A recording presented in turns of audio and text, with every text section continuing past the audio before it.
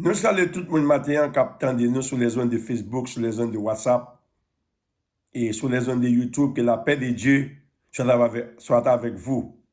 Nous saluons même pour une méchante parole de vie et nous remercions le Seigneur pour vous. Est-ce que on continue à vivre, à prospérer toujours et le Seigneur le bonjour, on a une chance pour capable vivre. Nous allons gloire pour ça.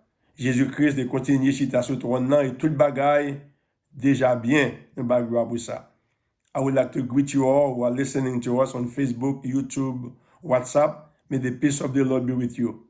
I thank God for you for being alive today. This is the day that the Lord has made, and we're going to rejoice and be glad in it.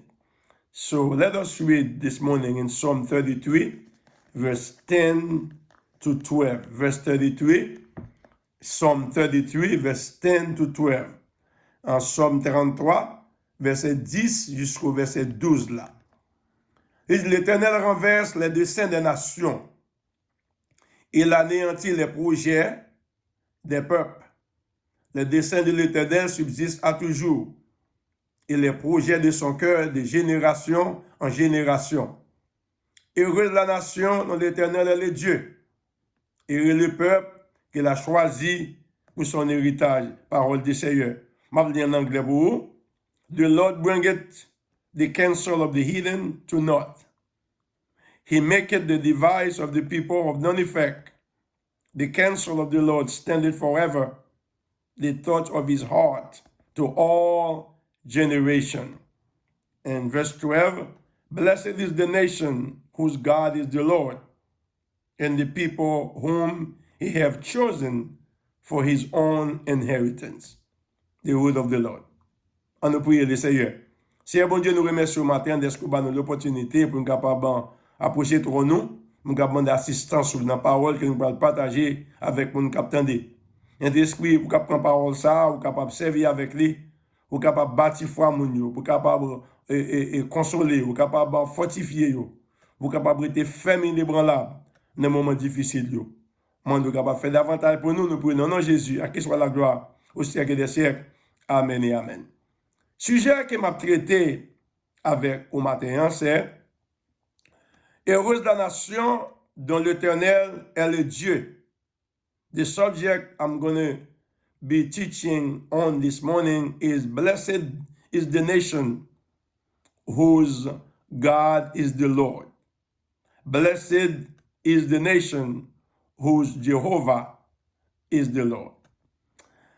Pendant que je me levé matin, je prié le Seigneur et il parle dans l'esprit moi et message ça, texte ça. Il a parlé comment il est important et pour un pays, pour une nation, pour un peuple, cap gen bon Dieu Jéhovah pour bon Dieu li. Ou connaît grand pile bon Dieu dans le monde ça. Et ou connaît la Bible fait connaître que Satan lui-même c'est le Dieu de ce siècle. As I was getting up this morning, the Lord spoke this verse in my heart. Blessed is the nation whose God is the Lord, whose Jehovah is God. As I was thinking, there are so many gods in this world. Pendant que je pensais, il y a pile bon Dieu dans le monde ça. En effet, Satan lui-même, c'est le Dieu de ce siècle. In fact, the devil himself, Satan, is the God of this world. So any nation who chooses to have God for his God, who chooses to have Jehovah for his God, it will be a blessed nation.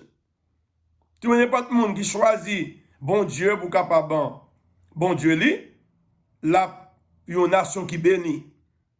Nous passons comme des livres matin in the portion that I read for you this morning, there is a contrast.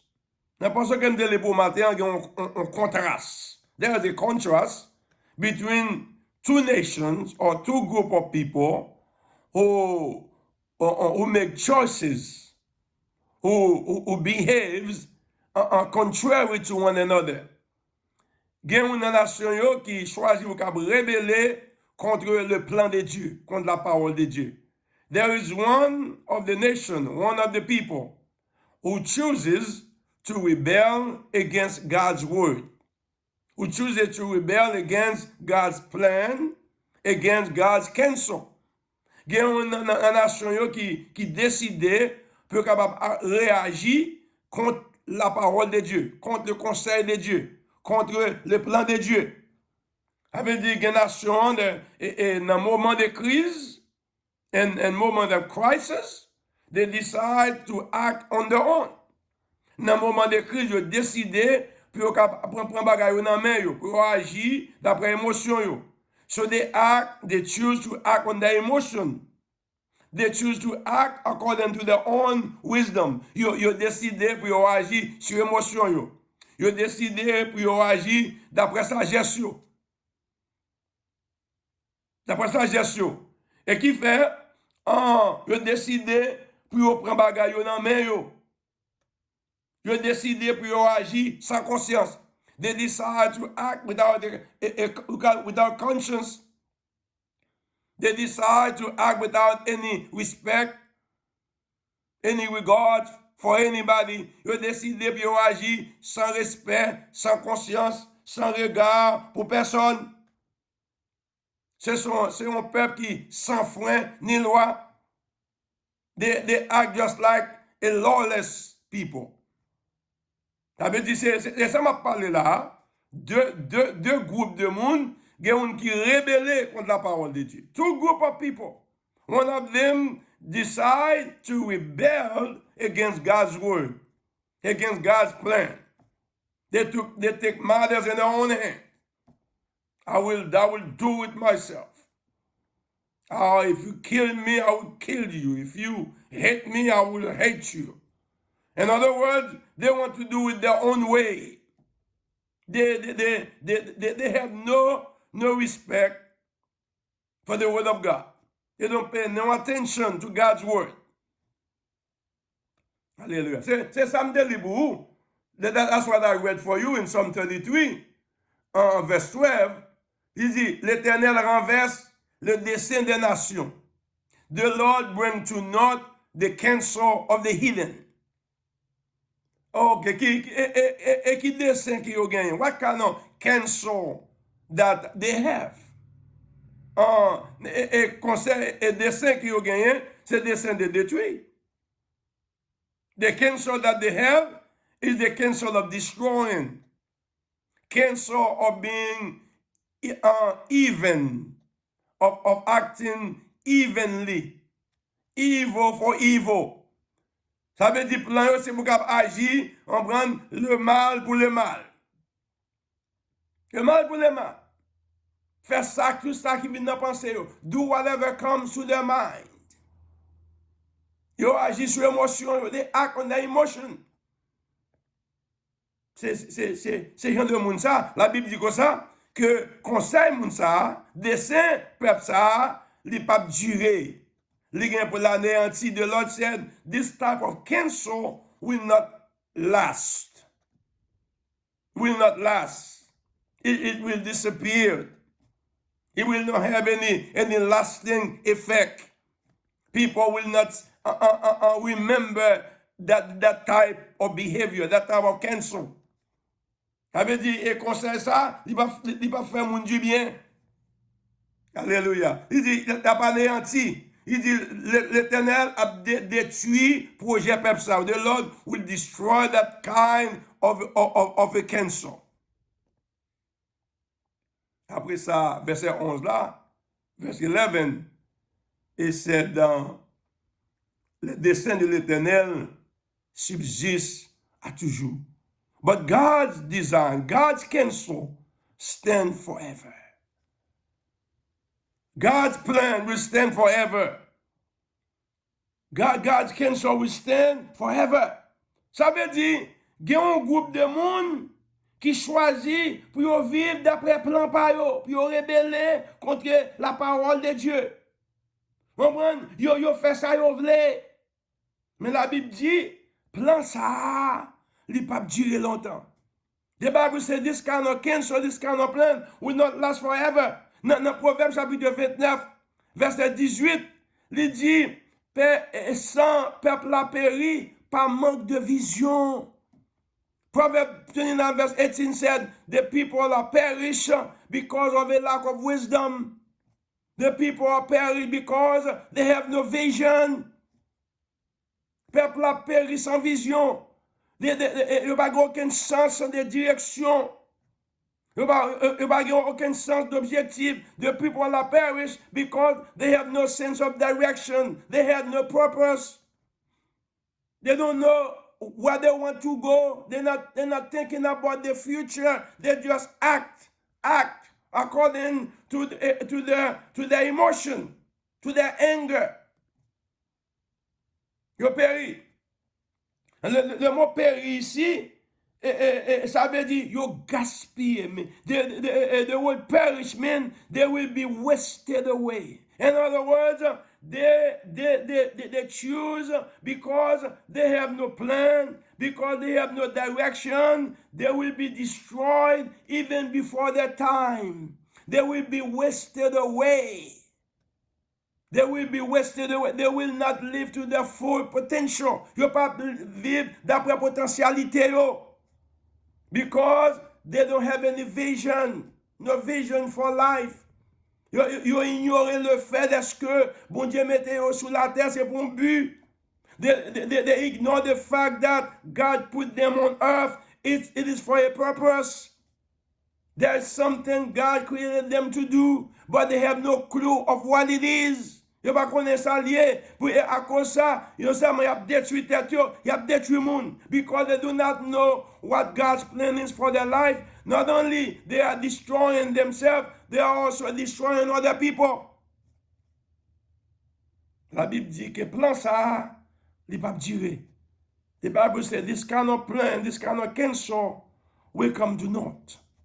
We come to nothing. We come to an end. But God's plan, hallelujah, oh, we stand forever. Pasteur Toussaint, qui qualité plan ça y est? Bien content qu'on pose une question ça. Et plan que bon Dieu gagne son bon plan. God's plan is a good plan. Dans Jérémie 29, verset 11, Jeremiah 29, verset 11, said, God, the plan, I know the plan that I have for you. This is the plan of peace, to give you a future, a plan of peace. A plan of peace is not of evil, to give you a future and a hope. Et bon Dieu, pour ça, je connais les projets que j'ai formés pour vous. En vrai, c'est pour un projet de malheur, c'est un projet de paix. Oh, c'est pour un avenir et une espérance. So God has a good plan. His plan will last forever. Will stand forever. Plan bon Dieu, la durée tout le temps. La durée tout le temps. Alors que plan ennemi, on prend, il will be short-lived. Plan diable là, il will be short-lived. En effet, il faut connaître qui plan. Satan gagne pour vous. You need to know the plan that the enemy has. John 10:10 said, the thief cometh but for to kill, to steal, and to destroy. But Jesus said, I have come so that you might have life and have it much more abundantly. So Satan a un plan pour le détruire, un plan pour le tuer, un plan pour le dévorer, pour l'égorger. Mais bon Dieu, il a un plan pour capable vivre. Un plan pour capable prospérer. Un plan pour capable heureux. C'est plan ça que bon Dieu gagne. The enemy has a plan to destroy, to kill. But God has a plan for you to live. A plan for you to be prosperous. To live the good life. C'est plan ça qu'il gagne. Mais quand il est là, comme je dis, c'est un contraste que je tracé. I was trying to underline or underscore the contrast between two groups of people. There is a group of people who choose to rebel against God's word, to rely on their own understanding, to rely on their own emotion, to do it their own way. Oh, to take matters in their own hands. I can do it my way. I can do it myself. I do not need God. I do not need anybody. On the contrary, there is another group of people. There is another nation who choose to do it God's way. There is another nation who choose to respond positively to God's word. There is another nation who have chosen God, who have chosen Jehovah for his God. For his God. Et peuple ça lui-même, lui répond positivement à la parole de Dieu. That group of people respond positively to God's word. Et ça le dit, il dit, blessed be the nation whose the Lord is God. Ça veut dire, peuple ça, il dépend pour bon Dieu. Il dépend de Dieu pour une réponse. This kind of people, this nation depend on God for answer. Whenever they're facing a difficult situation, they wait on God, they rely on God for answer. Yo attend bon Dieu pour une réponse. Yo voulez jouer une réponse là, dans bon Dieu. Yo quitté bon Dieu par là avec yo, par la parole. They allow God to speak to them through his words. Là, on fait face avec le mal. Whenever they are being faced with evil, people is doing them wrong. They do not deserve it, but they are being mistreated. They have been misunderstood. They have been used any kind of way. Comment you do répondre? How should they respond? They have a choice to make. They could respond according to their own feeling, their own emotion, take things in their own hands. But that nation rely on God's word for answer. On regarde dans 1 Pierre chapitre 3, verset 9, 1 Peter 3, verse 9. 1 Peter 3, verse 9. 1 Pierre chapitre 3, verset 9. Il dit, ne rendez point mal pour mal, injure pour injure.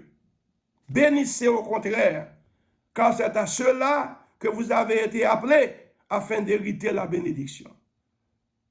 1 Peter 3 verse 9 said, do not pay evil for evil. Do not render evil for evil or insult for insult, but blessing, blessing, because this is to what you have been called, so that you may inherit the blessing. Comment ça le dit là? Il dit, lorsque vous faites mal, lorsque vous traitez mal, vous bon mauvais traitement, vous pas comprendre nous dans le monde ça, ou quittez parole, bon Dieu, agit pour. Whenever you are being mistreated, you are being done wrong, what are you supposed to do? You let the word of God speak for you. You try to find your answer in the word of God. What does it say? Qu'est-ce sa parole a dit? Do not render evil for evil. What must you do? You're supposed to bless. Instead of rendering evil for evil, you bless. Bless them. Why, Pastor Susan? Because this is to what you have been called to do. C'est ça, et pour ça, bon Dieu te relève. We have been called to bless, not to curse. We have been called to bless, not to mistreat, not eye for eye, not tooth for tooth. We have been called to bless. Bon Dieu te relève pour nous bénir. Oh, Pasteur Toussaint, ou vle dire, ça yo femme nan, et Jean, yo maltraité nan. Ou vle dire, moi dois agir pour yo en bien. Parce que tout ça mean to tell me the way that they've been mistreating me. How bad they have been to me, how wicked and evil they have been to me. You want me to be good to them? According to God's word, we need to let the word of God speak for you. Respond, find your answer to the word of God. Hallelujah. Et Romains 12, verset 17. Romans 12, verse 17. Romains 12, verset 17, il parle de même bagarre là, oui. Romains 12, verset 17. Romans 12, verset 17. Speak about the same thing. Speak about the same thing. Romains 12, verset 17. Mais ça le dit. Il dit, ne rendez à personne le mal pour le mal. Recherchez ce qui est bien devant tous les hommes. Do not render unto anyone evil for evil, but seek to do good before all men, to all men. That's what we have been called, to be good to all men. This is the kind of life we have been called to do, the people of God. This is the kind of life we have been called to live. This is the kind of response we have been called to deliver. C'est qualité réponse ça que bon Dieu relève nous pour nous capables de délivrer. Blessed is the nation whose Jehovah is God. Béni soit la nation dont Jéhovah est le Dieu. Ça veut dire, nation qui dépend de Jéhovah pour guider. That type of nation, that nation depend on Jehovah to lead him, to lead them, to guide them, to give them direction in whichever way they go. Alléluia. N'a vivre dans un temps qu'on est là. Côté, mes amis, nous avons besoin de la direction de Dieu. And this day and time we're living in, you who are listening to me, we need God's direction. We need God's wisdom. This is not wise for us to take matters in our own hands. Les passages. Qui de bon Dieu agit pour nous? Let God act for us. Qui de bon Dieu agit pour nous? Pendant que ma pensée tout hier matin, nous voyons que l'Amérique, jeudi, hier, yo atteint une étape importante dans l'affaire coronavirus. As I was thinking yesterday, even this morning, so America has made or have come to a milestone according to the pandemic crisis that this country has been in. 100,000 people have lost their life. 100,000 moun perdu la vie. 100,000 moun. 100,000 moun quitte Tessa, yo voyagé pour l'éternité. 100,000 souls left this world and they went to be with the Lord, or they travel to eternity. Dans 100,000 moun sa yo quitte un vide. And those 100,000 people who have passed away, they left a void behind. Yo quitte un vide derrière. Gon maman qui pas gen petit li, gon ti moun qui pas gen maman. There is a mother who left her children behind.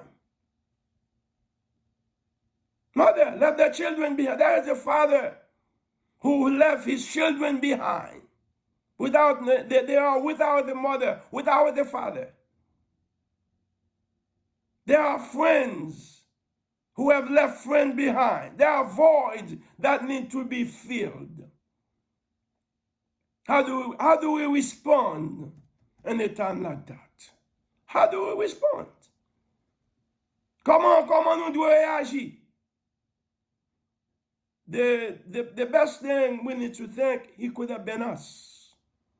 It could have been us. It could have been me. It could have been you. But for some reason, God keep you here for a purpose. He's not done with you yet. Pour une raison, bon Dieu qui est là pour un but, il peut qu'on finisse avec vous. It's just a matter of grace. It's grace that keeps you. C'est la grâce qui can be.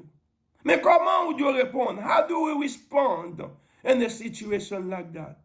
Nous devons répondre avec compassion. We need to show compassion to a nation, a grieving nation.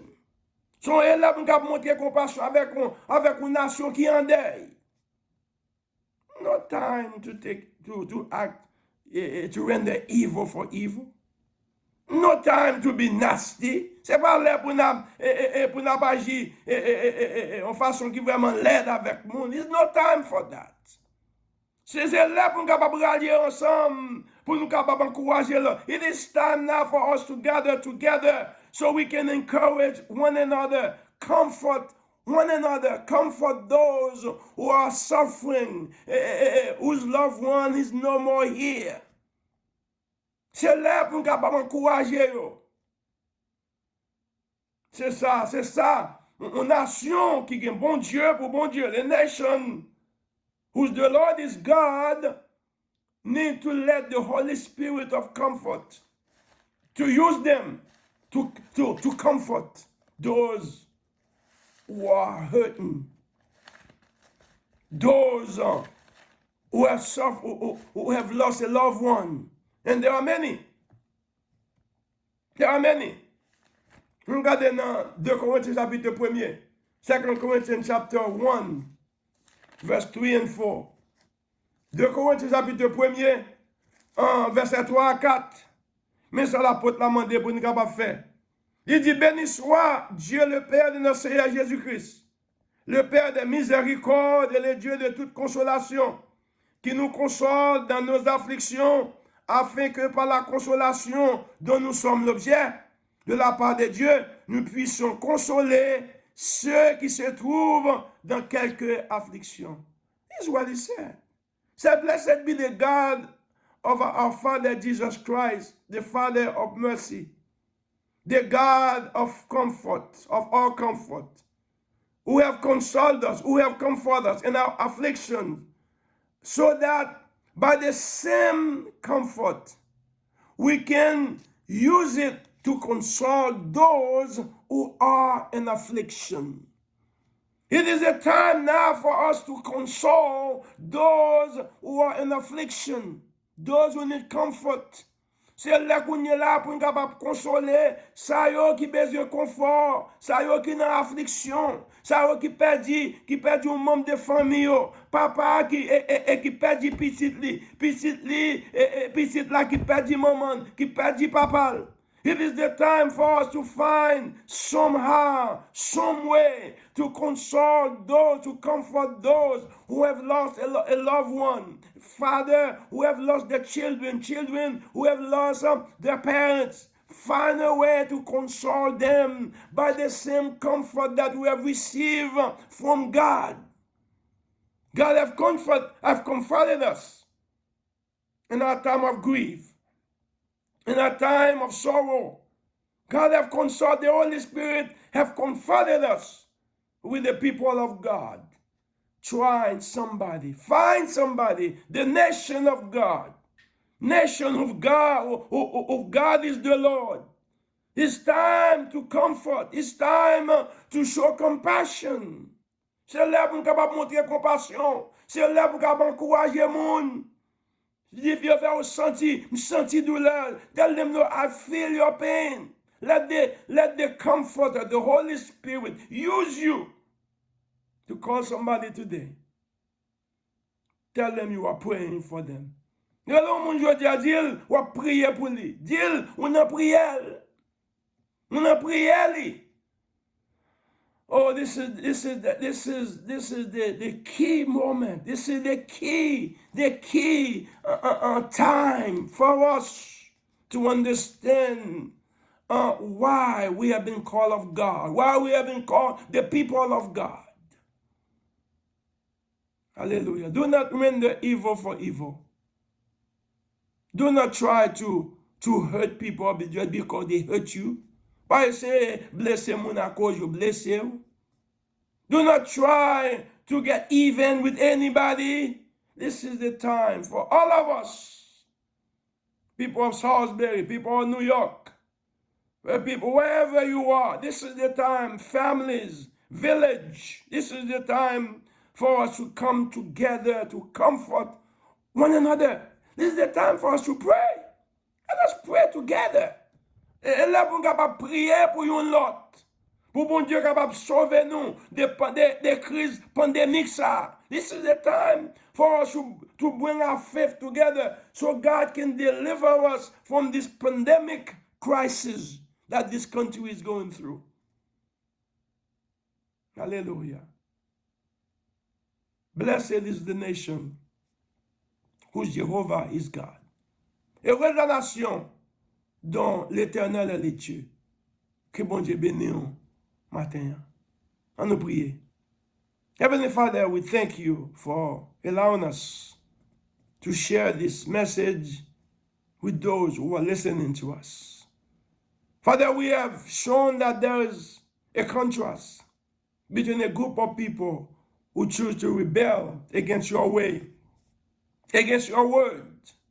They want to take matters in their own hand. They, without compassion, without conscience, they've been acting lawlessly. They show no respect, no regard for nobody. By the same token, there is another group of people who decide to respond positively to your word. Father, let them understand the world in this day and time we're living in. Let them be your representative in time of crisis, in time of grief, in time of sorrow. Put a word of comfort in their heart. Put a word of comfort in their mouth so that they can encourage, they can strengthen those who are suffering, those who are hurting. Let it be done according to your will. We give your name praise. In Jesus' name, amen and amen. Hallelujah.